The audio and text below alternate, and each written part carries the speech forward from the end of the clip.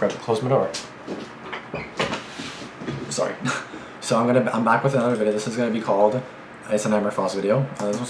This one is called 5 of the Creepiest Unsolved Mysteries requested by viewers. So this one ought to be good. I'm really curious what's gonna happen in these videos, or in this video. Not gonna lie, like, mysteries are like really, like, they're honestly really, like, it's sad, especially if it's like a murder mystery and it's like really, you want to find the murder and then it's like unsolved. That freaking sucks because then you don't freaking even know what happened or like who did it, you know what I mean?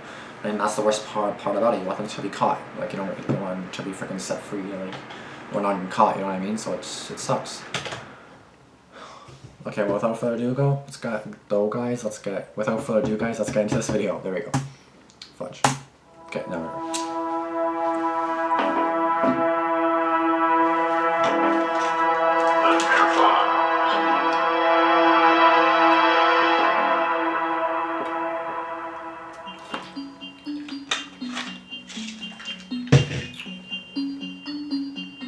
I'm so ready for this.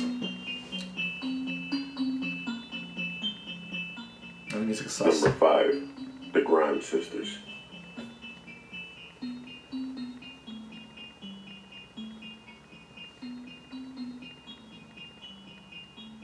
On December 28, 1956, oh shit, 2 teenage girls, 13-year-old Patricia Grimes and 15-year-old Barbara Grimes, left their home after having dinner to see a film. The Brighton Theater in Chicago was playing the new Elvis Presley movie, Love Me Tender. The Grimes sisters were obsessed with Elvis Presley and were planning to stay to watch the double feature. They promised their mother that they would be home by midnight. When midnight passed, their mother sent 2 of the older children to the bus stop to wait for their sister's arrival. The girls didn't get off any of the buses. By 2 a.m., the girls still hadn't come home, so the Grimes family notified police officers. An investigation and search for the girls began immediately, as the people of Chicago tried to help the Grimes family reunite. Many unreliable leads poured in. They ranged from seeing the girls after the movies listening to Elvis Presley records in a department store, seeing the girls leaving a bus station out of Chicago. Another friend of Patricia Grimes claimed that she had received a phone call, hearing Patricia's voice on the other line. Ultimately, the police department assumed that Patricia and Barbara Grimes must have just run away to Nashville, Tennessee to meet Elvis Presley. It was the only explanation they had. This conclusion gained so much traction that even Elvis Presley was aware of it and addressed the girls over the radio in a message encouraging them to go home. When he tried to reach them on the radio, they were already dead. Their bodies were found by Leonard Prescott, who was driving on German Church Road on an errand when he spotted them. He thought they were mannequins.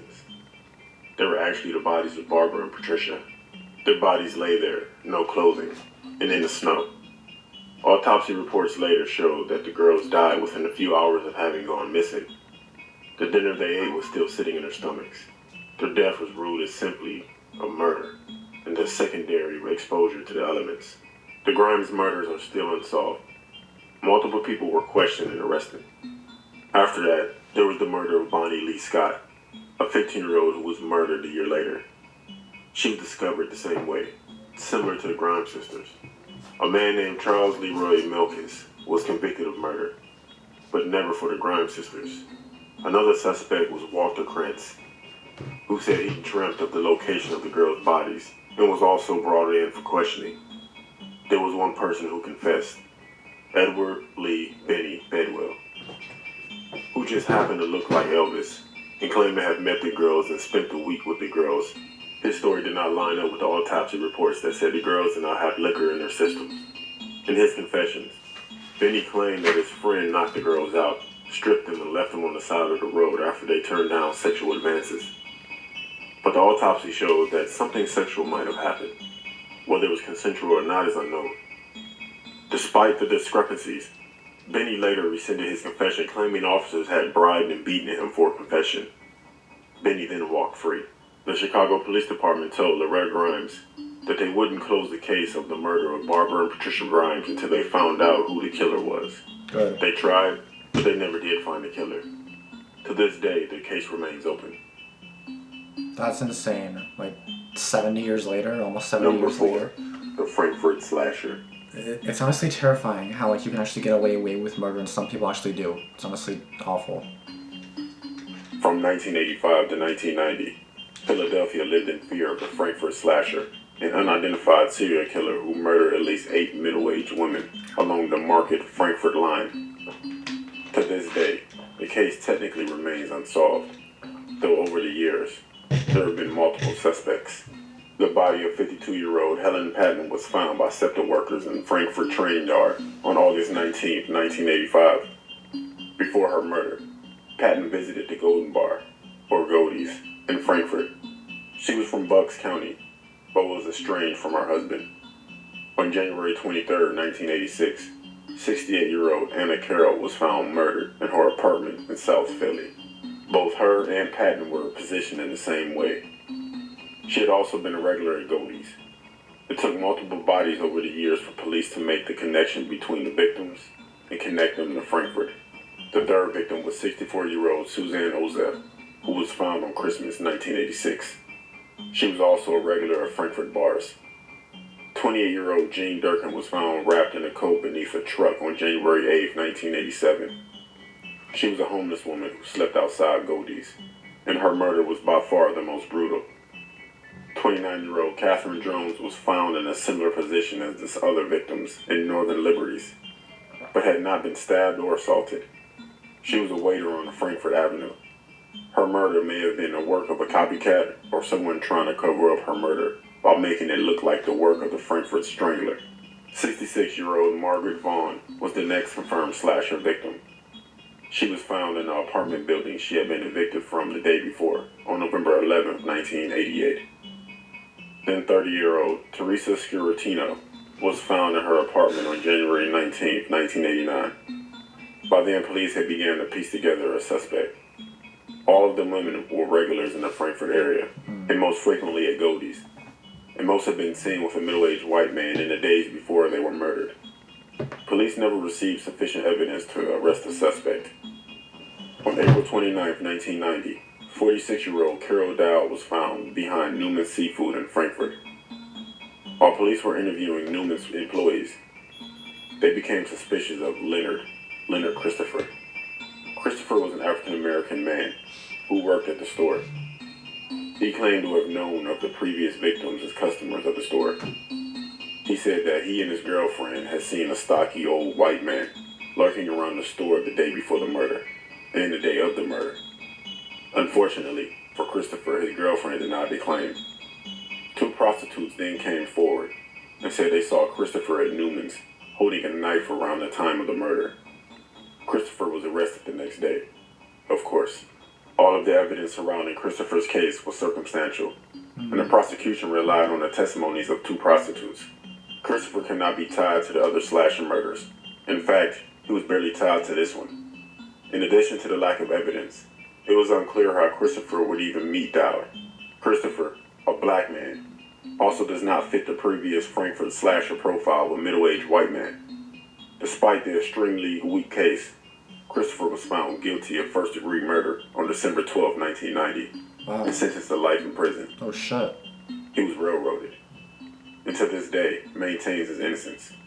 He was found guilty despite the fact that the slasher claimed his last victim while Christopher was awaiting trial.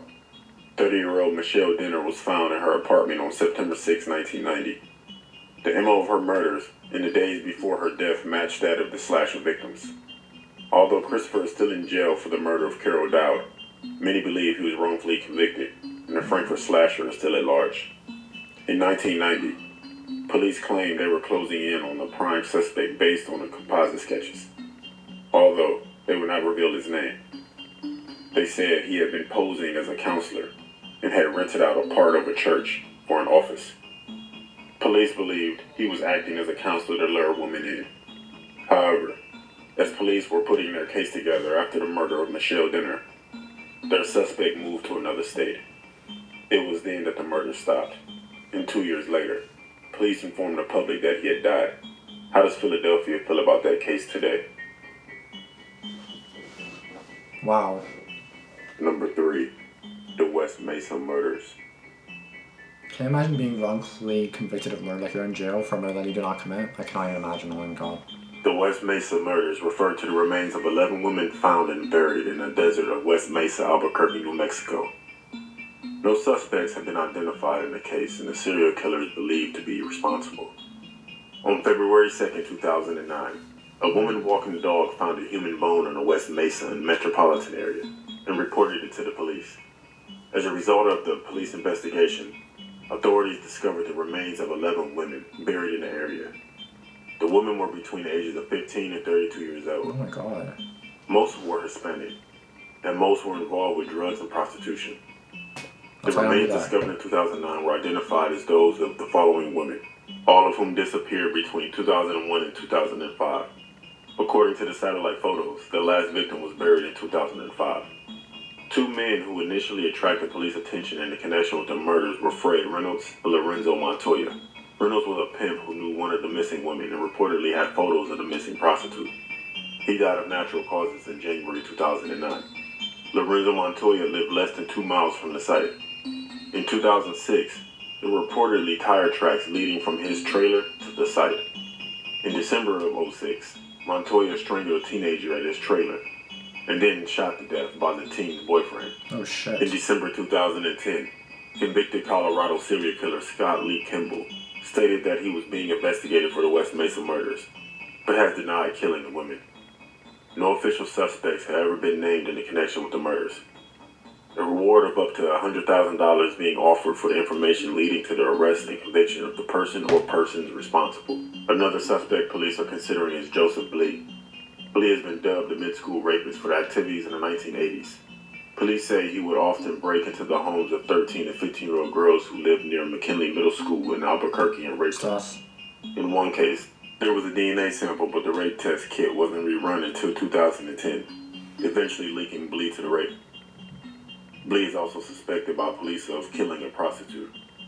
His DNA sample was located on the inner waistband and belt of the prostitute found dead on Central Avenue. In addition, a tree tag from a nursery was found in the area where West Mesa victims' bodies were buried. It was tracked to a nursery that Blee once visited. Blee, in a mid-school rape case, was sentenced to 36 years in 2015 at the age of 58. Good. But it's still unknown if he was the West Mesa killer. It's hard to know because then it's like there's other murders that you're like, The Walker family. like a whole family was killed. Oh my god, stop. This is so depressing. I cannot do this anymore. Authorities believe that 24-year-old Christine Walker, on the right, arrived at the family's farm home around 4 p.m. on Saturday, December 19, 1959, where she was murdered by gunshot. Her husband, Cliff, 25 years old, then arrived with a 3-year-old son, Jimmy, and 1-year-old daughter, Debbie, where they were ambushed. News stories noted that there were gifts around the Christmas tree. Physical evidence left at the scene included a bloody cowboy boot, a cellophane strip from a cool cigarette wrapper, and a fingerprint on a bathtub faucet handle. A serial killer named Emmett Monroe Spencer confessed to the murders, but the confession was discredited by Sheriff Ross Boyer, who labeled Spencer a pathological liar. Spencer's confessions was determined to be cleverly constructed from real murders written up in newspapers and true crime novels that he liked to read. In 1994, a bartender in Stroudsburg claimed that one of her customers had boasted of killing the Walker family. This tip was never verified. Police never identified a motive, and 587 people were suspects at one time or Oh my another. god, 500. The case remains open. It's so crazy how like so many people can be a suspect but you have no idea who it is. Like 500 potential ones? Oh my god. Number 1, Family the massacre. Sedegaya family massacre.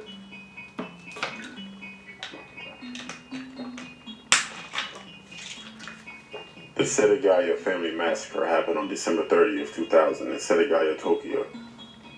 The victims were Mikio Miyazawa, 44, who worked for a London-based firm, and his wife, Yusuko, 41, who was a school teacher, and their 2 children, Ray and Nina. In the months prior to the deaths, residents of the neighborhood started leaving after a skate park had been built there.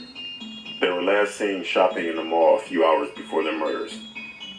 December 30th, 2000, at around 11 p.m., an intruder entered the family's home by climbing a tree, entering an open window in the second-floor bathroom, then cutting the screen window.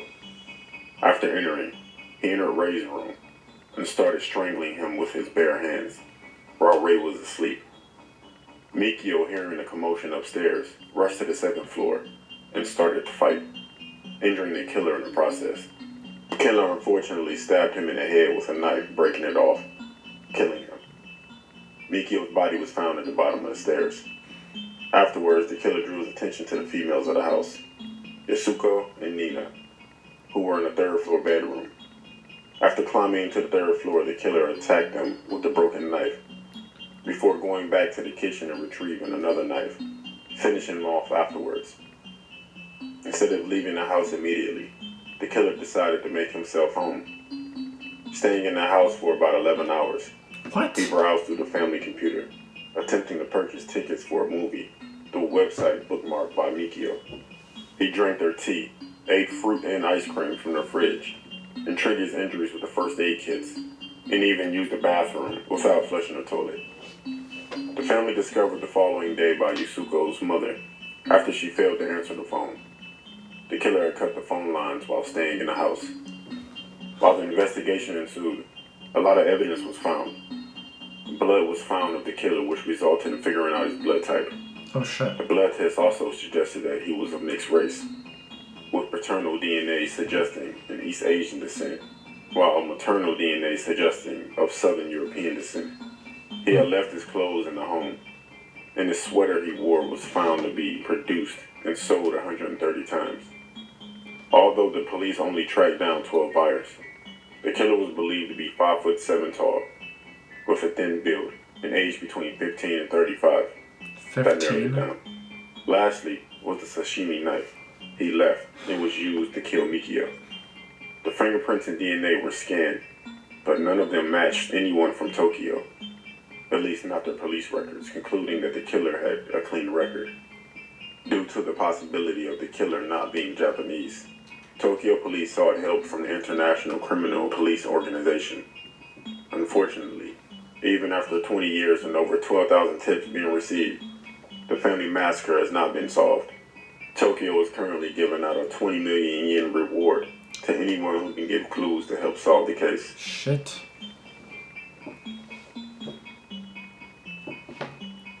That's just heartbreaking to hear. Like, I can't with this video. Of course it's all murders, because what else would it be if it's like a mystery, you know? Of course it's murder. That's just so sad, like... I don't even know what to say to this anymore. Like, I honestly don't know what to say to this. Like, what do you guys want me to say to this? It's really sad. Like, I can't imagine, like, someone just, like, going and killing someone. Like, as, like, you know, to our friends or best friends, we can say, I'm gonna kill you. But, of course, I shouldn't do it? Of course not.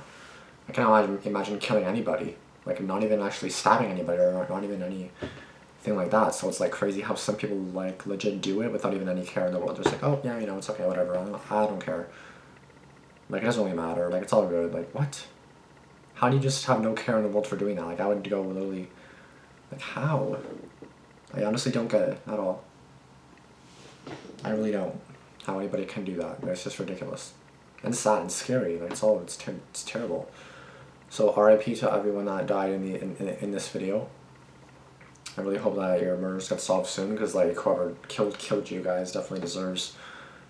Like, you guys deserve justice. The guy needs to be in jail. The guys or the girls or whoever it was need to be in jail.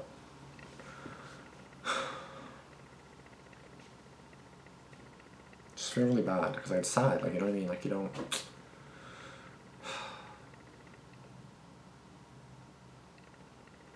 That's gonna be it for this video, though. Thank you guys for watching. Be sure to subscribe.